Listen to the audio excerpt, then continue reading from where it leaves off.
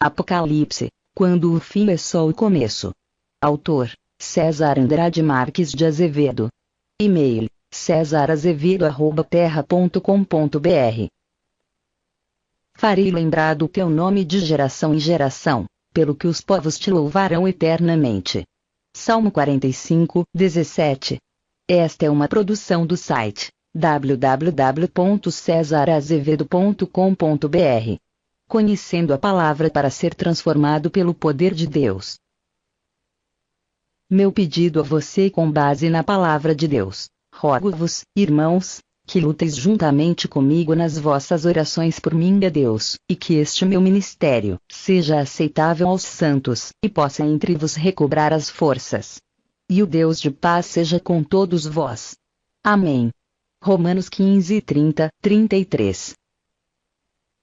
Permita-me posicionar você no Apocalipse. Apocalipse 1, 1, 2. A profecia, o que brevemente deve acontecer.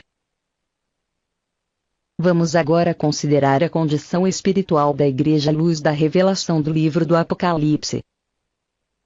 O comentarista W. Kelly, em seu estudo sobre o Apocalipse, faz notar que o modo de comunicação feita por Deus da revelação a Jesus Cristo é inteiramente excepcional no Novo Testamento. A razão do comentário de Kelly é porque Deus não fala direto à Igreja, mas Deus fala a Jesus. Jesus revela ao anjo. O anjo transmite a João. João escreve aos anjos das igrejas.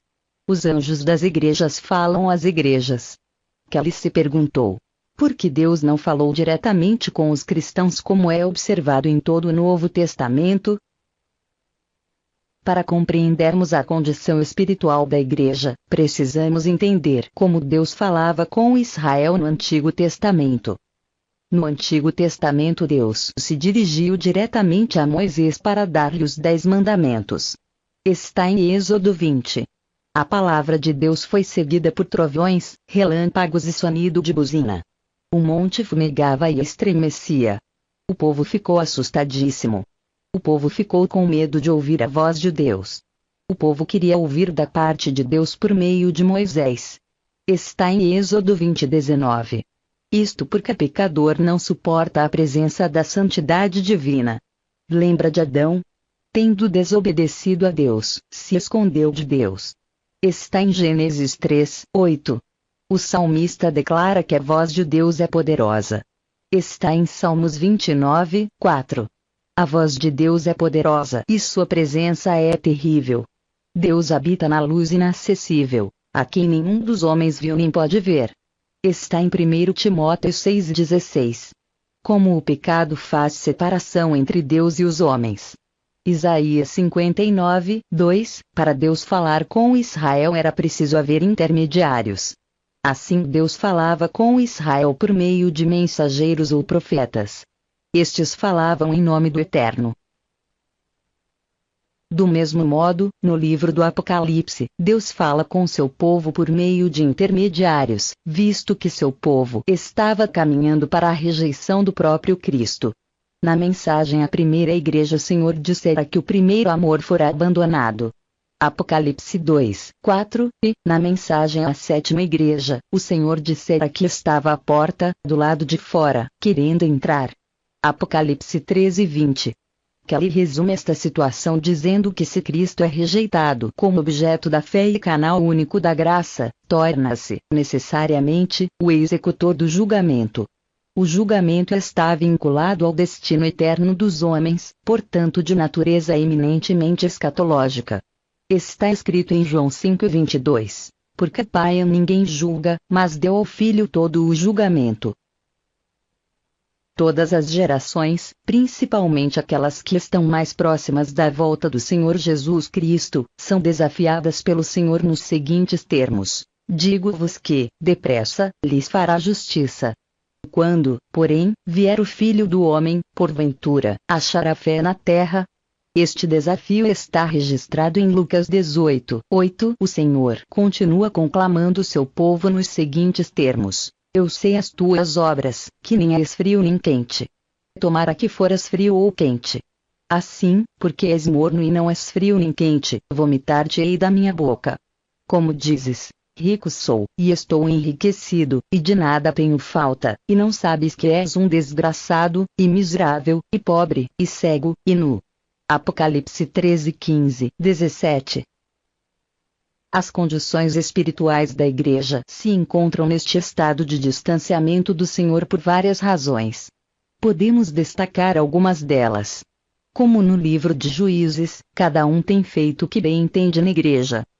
Como nos dias da Igreja primitiva, muitos falsos mestres têm falado coisas perversas para atraírem discípulos para si, afastando-os do Evangelho genuíno.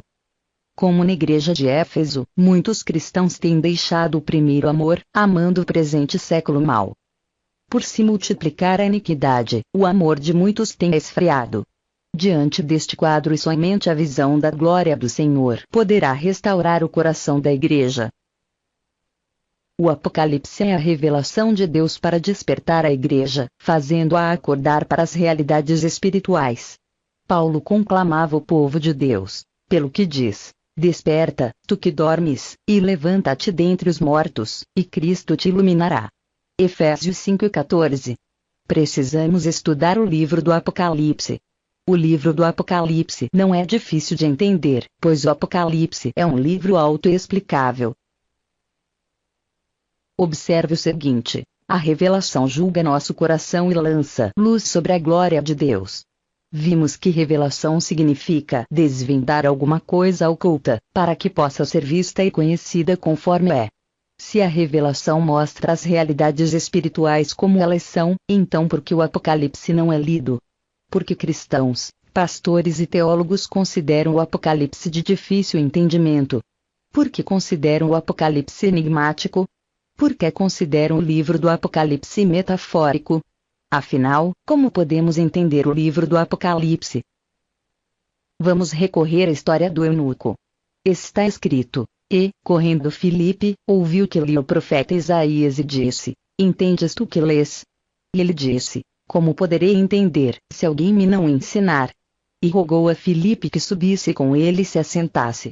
Atos 8, 30, 31. Do mesmo modo como o eunuco precisou de Filipe para lhe fazer entender o livro de Isaías, assim também nós precisamos uns dos outros para estudarmos a palavra de Deus. Nunca foi o propósito de Deus que aprendamos a Bíblia sozinho, sem ajuda. É do agrado de nosso Pai Celestial nos revelar a sua glória, agindo o Senhor para conosco como um pai que conduz seu filho pela casa, pois o Espírito Santo segura nossas mãos e nos guia por todos os aposentos da casa de Deus.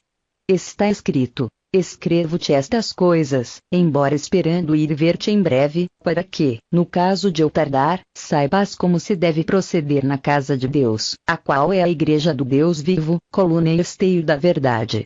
1 Timóteo 3, 14, 15. O apóstolo Paulo já instruirá Timóteo dizendo: e o que de mim, entre muitas testemunhas, ouviste, confia-o a homens fiéis, que sejam idôneos para também ensinarem os outros. 2 Timóteo 2, 2. Devemos ouvir a palavra profética e guardá-la na expectativa das coisas que estão por vir. Devemos buscar instrução sobre como devemos andar na casa de Deus. Devemos deixar o Espírito Santo nos instruir em toda a verdade e nas realidades futuras. Ademais, observemos o seguinte: no Apocalipse as figuras de linguagem estão explicadas no próprio texto, como se observa neste exemplo: o mistério das 7 estrelas, que viste na minha destra, e dos 7 castiçais de ouro. As 7 estrelas são os anjos das 7 igrejas, e os 7 castiçais, que viste, são as 7 igrejas. Apocalipse 1 e 20. Creio que você vai se lembrar da visão que o apóstolo Pedro teve quando orava. Ele viu em visão um lençol com animais imundos. Era-lhe dado uma ordem para comer dos animais, ao que Pedro disse: nunca comi nada impuro. No mesmo contexto desta visão foi-lhe orientado como devia proceder. Assim Pedro entendeu a visão. Esta história está registrada em Atos 10 e 11, 15, 34,35. Assim a própria Bíblia explica a Bíblia, de modo que podemos entender as revelações dadas por Deus. Deus tem nos dado a sua revelação para compreendermos as realidades espirituais. No próximo vídeo vamos aprender a desenvolver a mente de Cristo.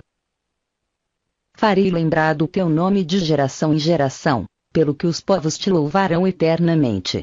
Salmo 45, 17. Esta é uma produção do site www.cesarazevedo.com.br. Conhecendo a palavra para ser transformado pelo poder de Deus.